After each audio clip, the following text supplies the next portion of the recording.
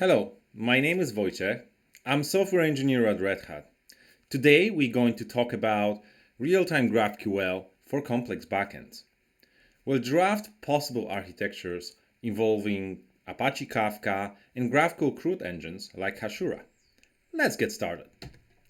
At first, we're going to talk a little bit about CRUD engines, the way you can adopt them and use them in production, what they give us, and why we often choose them. Then we'll cover many possible ways for us to adopt the GraphQL. We'll talk about benefits and drawbacks of those. Then we are going to talk about Apache Kafka and how it can transform our ways to build the GraphQL API for existing backends. Finally, we'll try to provide some inspirations for reference architecture and ways that you can adopt Apache Kafka, CRUD engines, and GraphQL. Let's start our journey with a story describing a typical GraphQL adoption process. This story is based on one of the projects I know, but we often see the same similarities in the companies adopting GraphQL. So let's imagine that we want to build this application that will consume GraphQL API. GraphQL is very often used in a greenfield project that push the boundaries and use the modern stack. At first, we need to evaluate different solutions and technologies that will fit the best to our existing skill set. As developers, we need to decide if we're going to use a CRUD engine, framework, or integrate GraphQL into our current project. We will try to build a GraphQL API on our own. We'll need to focus on multiple challenges and face possible problems at the beginning. This is why we pick CRUD engine solution like Hasura or other projects that offer similar CRUD capabilities. Using CRUD engine will give us this instant GraphQL API that we can consume with minimal boilerplate and architecture challenges.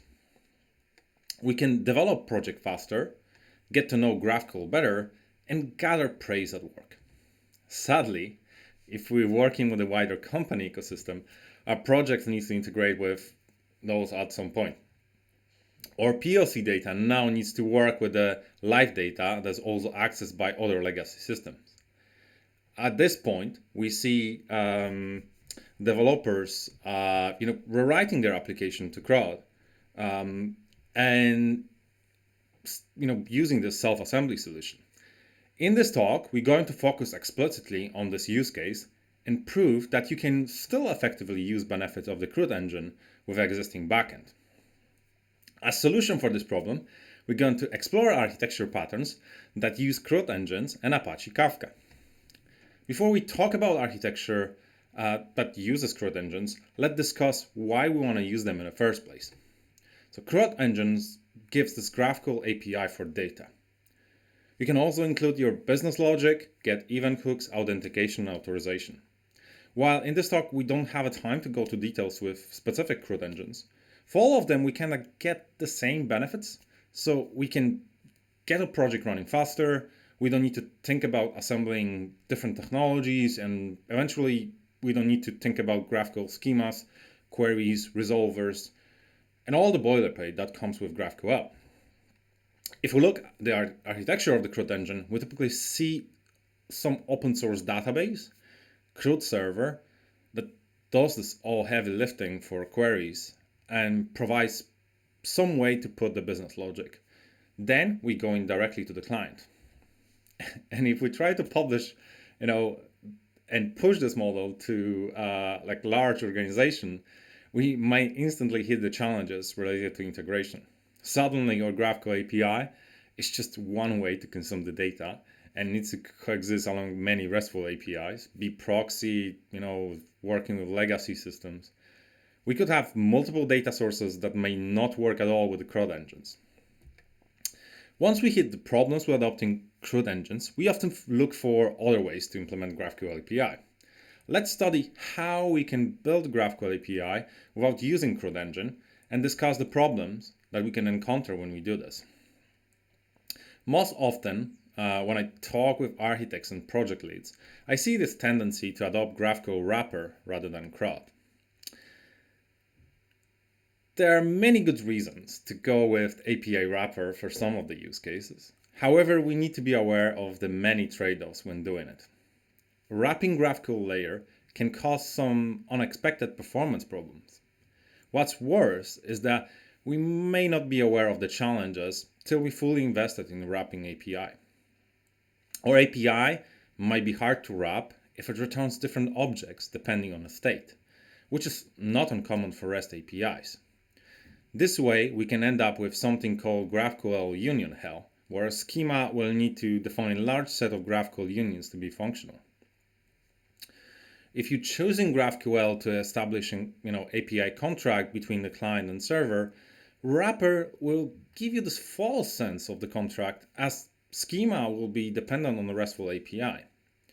There are a couple tools that will help you with these challenges, like GraphQL Mesh, but my personal take is that you can just avoid using REST API wrapping in your organization, then better, right?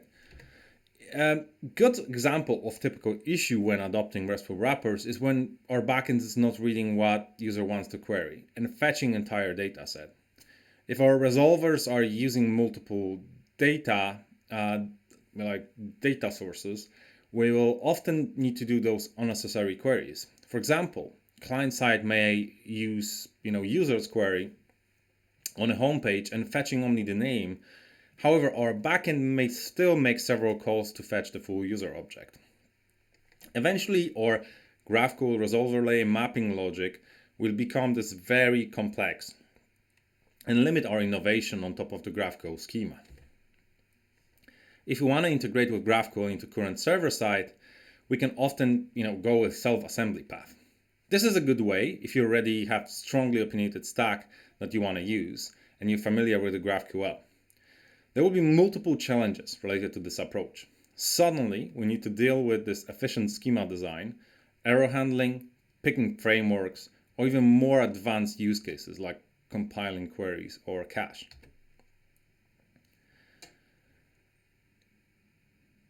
If we want a CRUD engine with GraphQL, let's talk about possible ways we can get it into our backend using Apache Kafka. Apache Kafka provides fast and scalable publish-subscribe engine. Kafka somewhat differs from other publish-subscribe system by a number of factors. It works great as a general lock of events, which fits well with the data streaming and CRUD. It has additional features that other queues missing, like storages, offsets, consumer groups. This allows developers to scale and consume messages that were previously consumed. Additionally, it's really easy to scale and route your data. When I have started exploring Apache Kafka, I could not find any reliable example of how to efficiently use GraphQL with Kafka for full-stack developers. Many community libraries using single topic and partition architecture as a way to implement queuing system. Apache Kafka is Java-centric, with smaller set of libraries available outside the Java. If we go back to our overly simplified CRUD engine, in the diagram, it will be hard to see how we can connect publish-subscribe model, right? Apache Kafka doesn't make much sense as, CRUD engines will not interact with it. We can have our own custom logic to produce and consume the messages, but we'll miss all the processing and updates happening on a CRUD engine. In this design, we're going to use Apache Kafka producers and consumers to interact with the database. We can consume events from other legacy systems and insert them into the database as a form of projection. We can produce the messages based on what's going to be changed in the database. Produced messages can be consumed on a client using GraphQL subscriptions. Additionally, we could add many extra features like text search, cache invalidation, CDN cache, and all of that can be easily enabled when we have our data available as an event stream.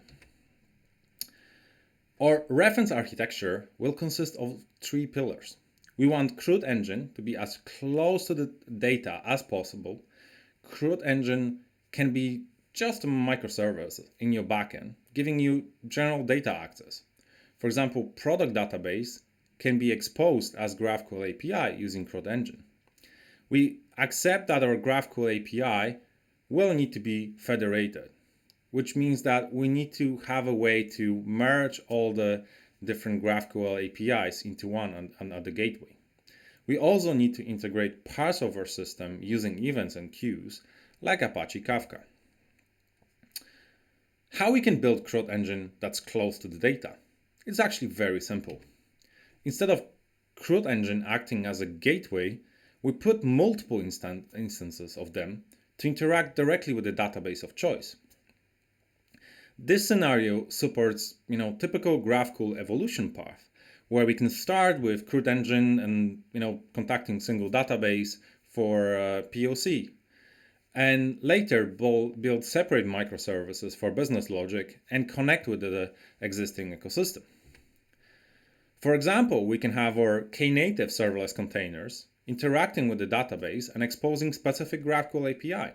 We could model our business processes and expose them as a GraphQL API using open source project called Cogito, or even use REST. Since we're going to expose multiple GraphQL APIs, we have a problem of composing them in a gateway. Happy for us, there are multiple solutions out there that will provide this feature. We can use GraphQL Mesh, Apollo Framework, Apollo Federation for comprehensive set of the features, or use GraphQL proxy like GraphQL Link.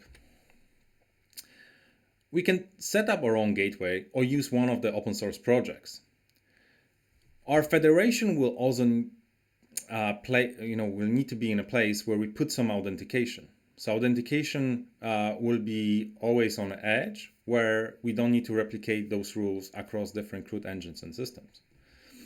When federating, we can also have a control on what parts of the CRUD engine we want to expose. We want to control elements that are hard to add to the CRUD engines, like concept of resource ownership, field level RBAC, and many more. For example, we can transform generic find method with ability to fetch almost everything to some specific query method we really want to expose.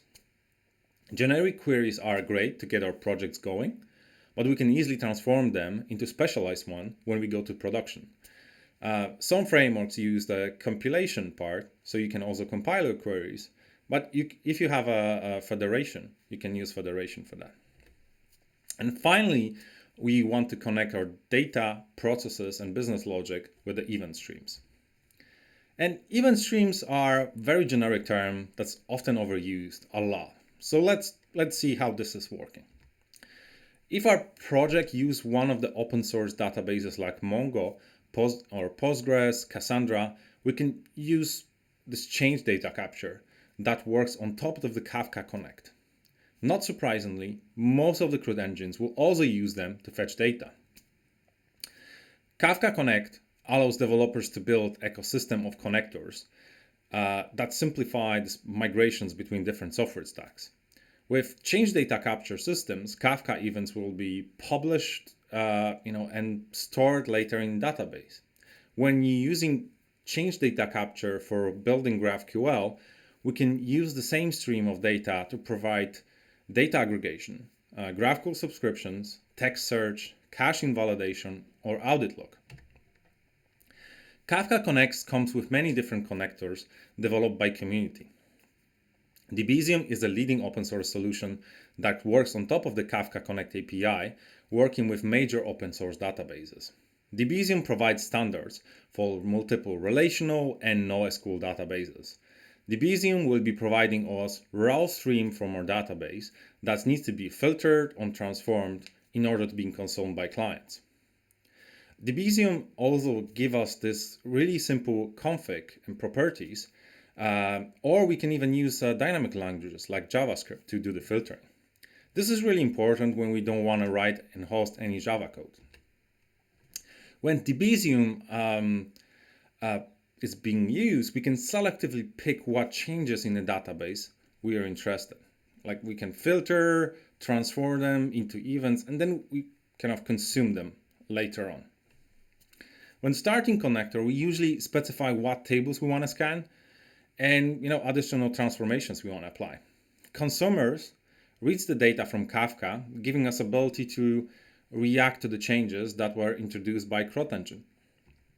We can also revert that. So we can use the Debezium to work with legacy databases and perform data projection into the new database. This way, CRUD engine can work with this completely new, denormalized, reformatted dataset without the baggage of the old backend. The most awesome feature of Debezium, it does a lot of Kafka heavy lifting for us.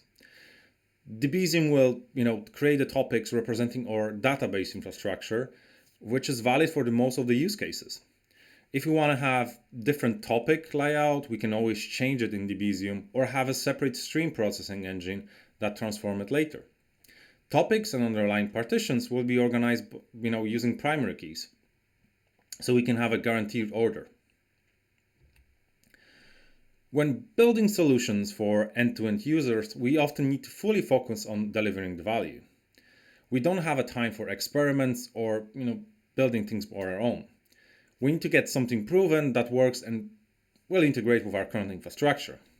That's why there's so many open source communities out there that can help you to succeed. Some elements of the reference architecture that we presented are backed by open source projects that are sponsored by Red Hat. For example, StreamZ will let you run Apache Kafka in production using Kubernetes platform. StreamZ helps you not only to deploy Apache Kafka, but will also assist you with many challenging elements you will have on production, like authentication, data mirroring, and many more. Debezium will provide reliable database event producers that will help you to minimize effort to produce the topics for Apache Kafka from your database. Debezium is fine-tuned for simplicity, removing the need dealing with specifics, and existing database systems. Finally, Irrigate community provides examples and GraphQL integrations that help you to connect all those projects together with the CRUD engines. Since this talk is just 20 minutes, we haven't got a chance to go deep into the patterns and architecture. You can follow up with me on this and reach out to me using Twitter, GitHub, and work email. Since this talk is delivered remotely, I would love to get your feedback. You can leave your comments at wtrocky.com/feedback. Thank you so much for joining me today. Query your data safely.